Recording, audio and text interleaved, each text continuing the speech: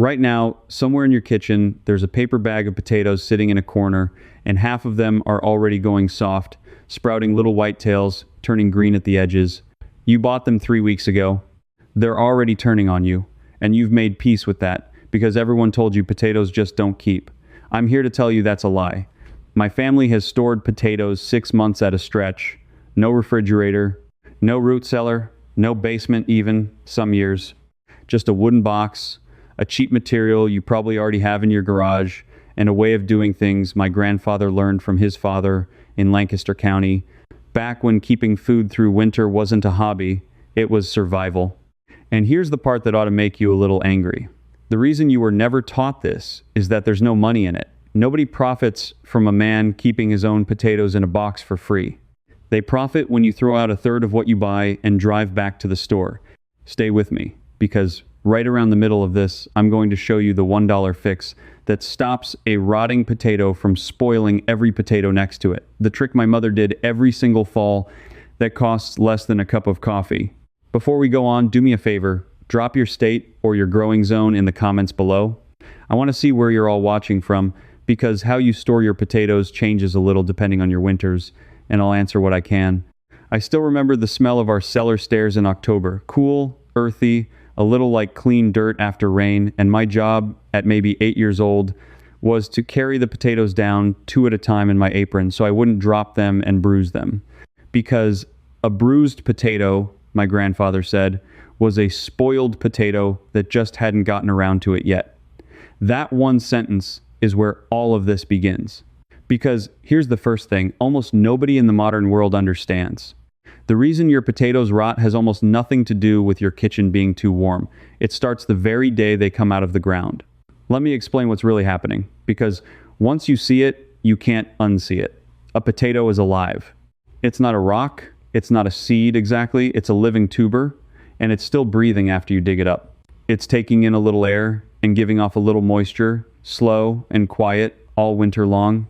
When a potato comes out of the soil, its skin is thin and tender, and it's covered in tiny nicks and scrapes from the fork or the shovel, or just from tumbling against its neighbors. Every one of those little wounds is an open door. An open door for rot, for mold, for the bacteria that turn a firm potato into that soft, stinking mess at the bottom of the bag. Now, the modern world's answer to this is to sell you something. A special ventilated bin, a fancy storage crock with a charcoal filter, a second refrigerator just for produce. I've seen potato storage containers online going for $40, $50, and they do almost nothing that a free step doesn't do better. Because the potato already knows how to heal itself. You just have to let it. It's called curing, and it's the oldest trick there is. When you dig your potatoes, or even when you bring a store-bought bag home, you don't wash them and you don't chill them. You spread them out in a single layer, somewhere dark, somewhere around 50 to 60 degrees, with a little humidity in the air, and you leave them alone for about 10 days to 2 weeks. In that time, something remarkable happens under the skin. The potato pushes out a natural, corky layer over every cut and scrape a substance called suberin. It's the same waxy stuff that makes cork bark waterproof. The potato literally builds itself a new skin, seals every wound, and shuts every one of those open doors. The United States Department of Agriculture has measured this. At around 55 degrees with high humidity, a potato will heal a fresh wound in about 7 to 14 days, and a cured potato can store 4 to 5 times longer than one that skipped this step. 4 to 5 times longer? From one free step that costs you nothing but patience. My grandfather never used the word suberin. He didn't need to. He just said, let them toughen up before you put them down for the winter, and he'd lay them out on the floor of the woodshed on old feed sacks, turn them once with his boot, and leave them be. He knew the what, even if the English scientists only later put a why. So here is your first mistake, most likely, and it's an easy one to fix this very afternoon. If you brought potatoes home and put them straight into a cold spot or a bag with no airing out, you skip the curing, take them out, spread them in a single layer somewhere dim and mild for 10 days. Don't wash them. That dirt is protection, not a problem. Washing them opens those doors right back up and invites the rot in with the water. But curing is only the beginning, because even a perfectly healed potato will betray you if you get the next part wrong. And this next part is where I see good, careful people ruin an entire winter's worth of food without ever knowing what they did. Let me ask you something. Have you ever pulled a potato out of the bag and found a green patch spreading across the skin, and maybe you cut it off and use the rest, or maybe you toss the whole thing? Most people think that green is dirt, or mold, or just the potato going bad. It's neither. That green is the potato telling you it saw light. When a potato is exposed to light, even the soft light of a kitchen counter, even a little light through a mesh bag, it does two things at once. It starts turning green with chlorophyll, same as any leaf. That green itself is harmless, but the light also triggers the potato to produce something called solanine, a natural, bitter compound the plant makes to defend itself. Solanine is what gives a green potato that sharp, bitter taste, and in real amounts, it can genuinely make you sick to your stomach. The green is just the flag. The solanine is the real trouble hiding underneath. And here's the cruel part. Light doesn't just spoil the potato you can see. It signals the whole tuber to wake up, to think spring has come, to start burning through its own stored sugars and getting ready to sprout. Light is the alarm clock. And once one potato hears it, it starts changing fast. Now think about how the store sells them to you. In a clear plastic bag or a net bag, sitting under bright fluorescent lights for who knows how many days, sitting on your counter in a bowl because somebody told you potatoes look nice in a bowl. Every hour under that light is an hour of your potato spoiling itself from the inside. The fix costs nothing, and this is the whole secret of it. Potatoes want to live in the dark. Total, complete dark, like the inside of the earth they came from. That's all a root cellar ever really was. A dark, cool, still place. You don't need the cellar, you need the dark. We always kept ours in a wooden crate with a lid, or an old bushel basket with a piece of burlap thrown over the top. My grandmother would sometimes line a basket and cover the potatoes with a folded feed sack, and that was that. No light got in. If you're using a box in a closet, in an unheated back room, in a stairwell, anywhere that stays cool, throw an old towel or a piece of dark cloth over the top. That one piece of cloth does the same job as a $50 light blocking bin. And a warning, because I've watched people get this wrong, do not store your potatoes in a sealed plastic bag or a closed plastic tub. Plastic traps the moisture the potato is breathing out, and trapped moisture is a swimming pool for rot. The potato needs dark, but it also needs to breathe. Wood breathes, cardboard breathes, burlap and cloth breathe. Plastic suffocates. So now you've got a healed potato sitting in the dark, breathing easy. You'd think that's enough. It isn't, because there's a silent thief in most American homes that pulls the life right out of a potato. And you can't see it, and you can't feel it, but I can tell you exactly where it's hiding. That thief is dry air. Here's what almost no one tells you. A potato is about 80% water. All winter long, if the air around it is dry, that water slowly pulls out of the potato and into the room. That's what's really happening when a potato goes soft and wrinkled and rubbery. It didn't rot. It didn't freeze. It dried out. It shriveled from the inside because the air was thirsty and drank it dry.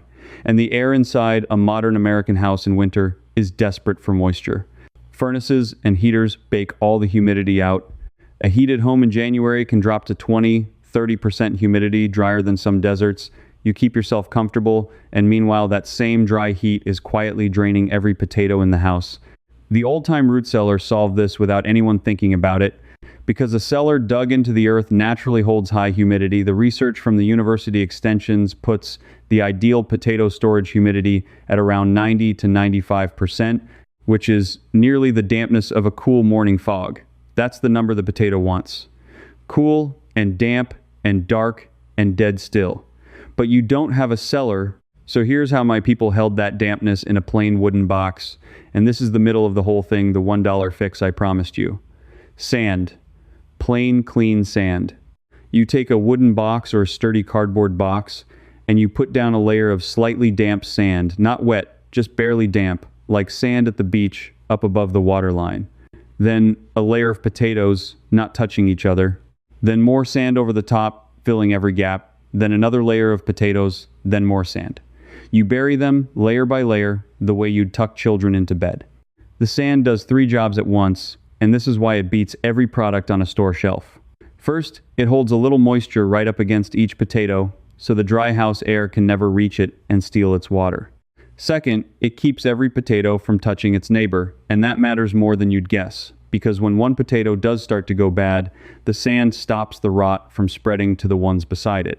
Third, sand blocks out all the light, complete and total dark, just like being back in the ground.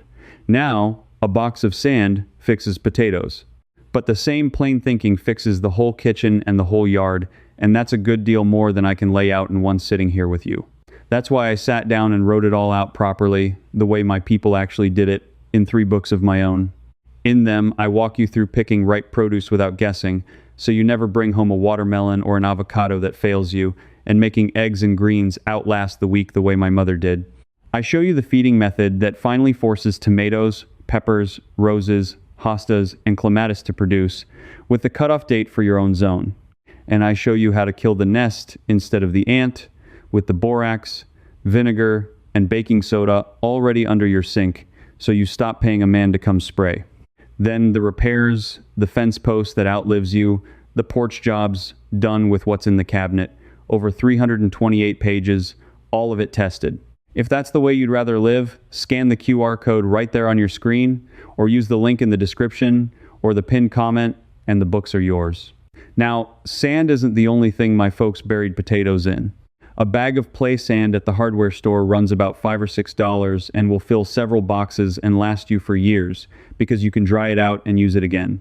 Some of the old timers used clean wood ash from the stove, or dry peat, or even shredded newspaper if that's all they had. My grandfather swore by sand from the creek bank, sifted through an old window screen to take the stones out. Now, I know exactly what some of you are thinking, because I hear it every time. You're thinking this is fine for somebody with a big farm, or somebody building a new place, or a young couple starting fresh with an empty room to spare. But I've got an established house, my rooms are full, my basement is finished and warm. Where in the world am I supposed to put a box of sandy potatoes? I want to talk to you directly for a minute, because you're the person this matters most for. And the answer is easier than you think. You do not need a special room. You need one cool, dark spot, and every established home in America already has several. You've just never looked at them this way. An unheated attached garage, the floor of a closet on an outside wall away from the heat vent, a stairwell down to a cellar where the bottom steps stay cooler than the top, underneath a bed in a spare room where you shut the heat register, even a cabinet in an unheated mudroom or back porch.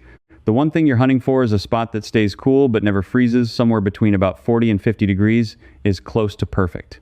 A potato that freezes turns sweet and mushy and grainy, ruined, so you don't want it against an outside wall that drops below freezing in a cold snap. But you also don't want it near the furnace or the water heater. Cool, not cold. Steady, not swinging. Here's what you can do this very weekend with nothing but what you already own. Take a cardboard box or a wooden crate you've got lying around. Set it on the floor of that cool closet or in the corner of the garage, up on a couple of scrap boards or bricks so air can move underneath it. Line it. Layer your potatoes in with damp sand or even just crumpled newspaper if that's what you have on hand, and drape an old dark towel over the top. That's the entire root cellar. It cost you nothing. It took you 20 minutes, and it will outperform a refrigerator. Because, and this surprises people, the refrigerator is actually too cold for potatoes and turns their starch to sugar, giving them a strange sweet taste and making them brown up too fast in the pan. That's the thing the appliance sellers never mention. You don't need the second refrigerator they'd love to sell you.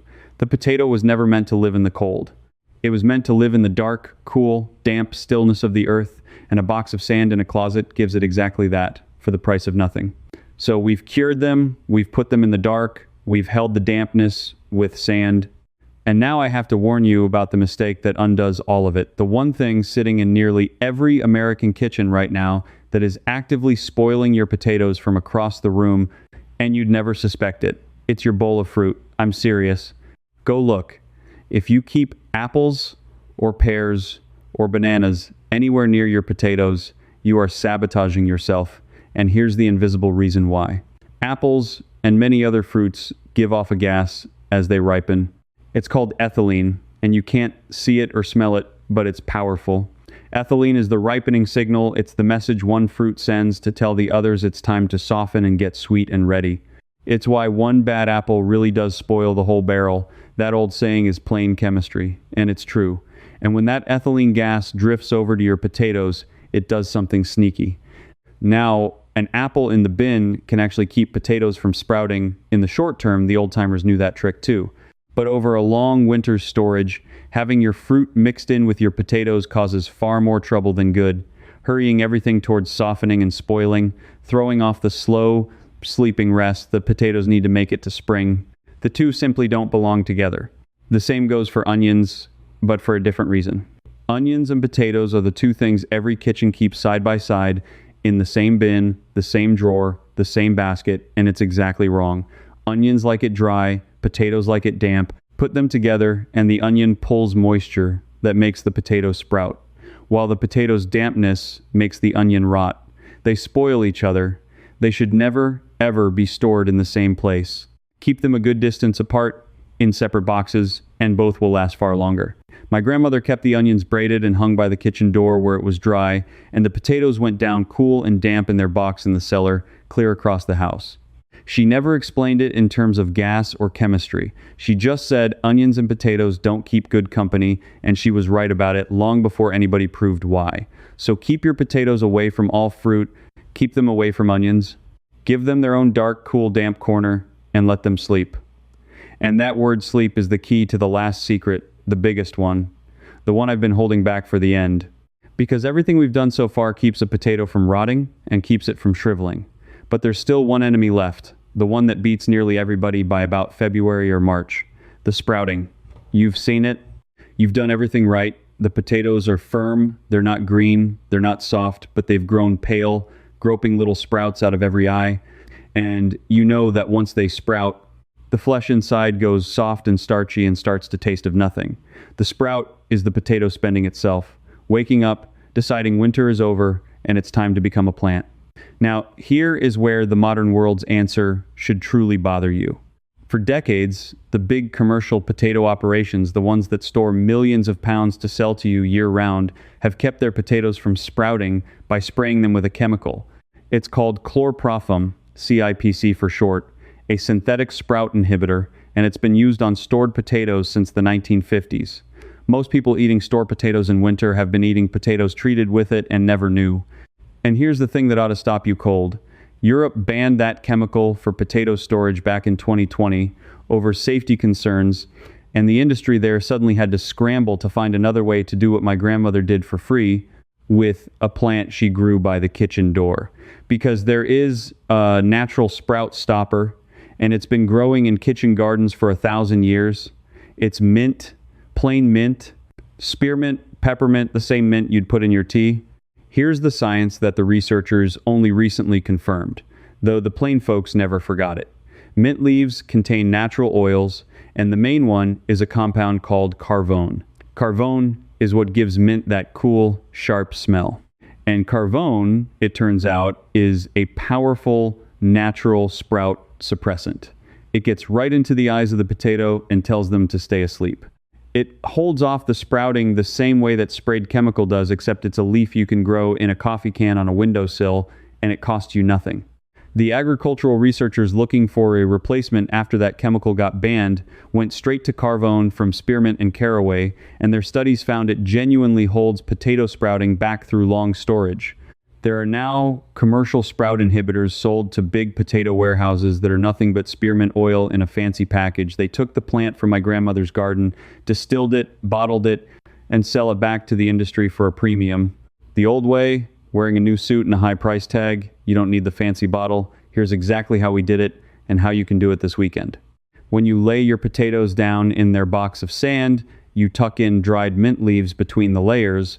A generous handful of dried spearmint or peppermint crumbled up and scattered over each layer of potatoes before you cover them with sand. That's all. The dried leaves slowly give off their oils in the closed dark of the box, and that mint-scented air settles over the sleeping potatoes and keeps their eyes shut through the winter. If you grow mint, and if you don't plant a little this spring because it grows like a weed and comes back forever, you cut it in summer, tie it in small bundles, and hang it upside down somewhere dry until the leaves crackle. Then you crumble it into your potato box in the fall. If you don't grow it, a bag of dried mint tea leaves from the store does the very same job. Some of the old folks use dried lavender or dried elderberry leaves the same way, but mint was always the one I saw most in our county. So picture the whole thing now, the way my family has done it for as long as anyone can remember. The potatoes come up out of the ground in the fall. We lay them out 10 days to cure, letting them heal their own skins. We line a wooden box, and we build it up in layers: damp sand, a layer of unwashed potatoes not quite touching, a scattering of crumbled dried mint, more sand, more potatoes, more mint, right up to the top. We set that box up off the ground on 2 boards in the cool dark of a back room that never freezes and never gets warm. We throw a dark cloth over it. We keep the fruit and the onions far away, and then we forget about it until we need it. We pull potatoes out all winter, cured against rot, buried in dark against the green, cradled in damp sand against the shrivel, breathed over with mint against the sprout, firm and sweet and good clear into spring. 6 months in a box. For the price of a bag of sand and a handful of leaves, no refrigerator, no root cellar, no $50 bins, and no chemicals, and no second trip to the store to replace the third of the bag that went bad on your counter. I want you to think for a moment about what that really means. The average American family throws out a stunning amount of the food they buy. The estimates run to nearly a third of it, and produce like potatoes is right at the top of that pile. Not because the food was bad, because nobody ever taught them the 4 plain things that keep it, and there's a reason nobody taught them. There's no dollar in a man keeping his own potatoes in a box in the dark. The dollar is in you buying more and throwing more away and buying more again. That's the quiet thing I most want you to walk away with. It was never that potatoes don't keep. It's that you were never told how, because your not knowing was worth money to somebody. An entire industry, from the bins to the chemicals to the second refrigerators, built up around a knowledge that plain people never lost and the rest of the world simply set down and forgot. You just picked it back up. It's yours again now. And that's really who this is for people who are done overpaying for what the good earth and a little patience already provide for free. People who look at a $50 storage bin and a bag of sprayed grocery potatoes and think, my grandmother did better than this with a wooden box. That's you. That was always you. You just needed somebody to hand it back to you. So do the 2 things I asked. First, back at the start, I asked you to drop your state or your growing zone down in the comments, and I meant it. I want to see the map of where you're all keeping your potatoes this winter, and I'll answer the questions I can, because your winter in Georgia is a different animal from a winter in Minnesota, and the cool spot you choose depends on it. Tell me where you are, and tell me this too. How many pounds of potatoes do you go through in a winter? I'm curious how big a box some of you are going to need. Take the half a minute and write it down below. It matters to me, and it helps the next person who finds this. And if this brought back something you'd half forgotten, or taught you something your own folks never got the chance to, then come along with us. This isn't a channel so much as it's a gathering of people putting the old, plain, practical knowledge back where it belongs, in the hands of regular folks who'd rather do it themselves than be sold to. Subscribe and stand with us, and we'll keep bringing these back one at a time. Because next I'm going to show you the way my people kept carrots and beets crisp and firm all the way to spring in that very same box of sand, with one small change to the method that most folks get exactly backward, and it's the difference between a sweet, snapping carrot in March and a bag of soft rubber. That one surprised even me when my grandfather finally explained why. I'll see you there. Everything I showed you today was just the overview. Inside the Amish field circle, I take you all the way through the full potato keeping method, the box, the curing, right down to that last winter cut. This video only had room to start. And there you can ask me your own question, and a real person, me, answers you myself. You won't be alone. Old ways growers, just like you are, already inside. Just point your phone's camera at the code on the screen. You can cancel anytime, no risk at all. Come join me. Now, if potatoes surprised you, wait until you see this. There's a simple Amish trick that keeps your bananas fresh for a whole month, no waste at all. It's starting right here.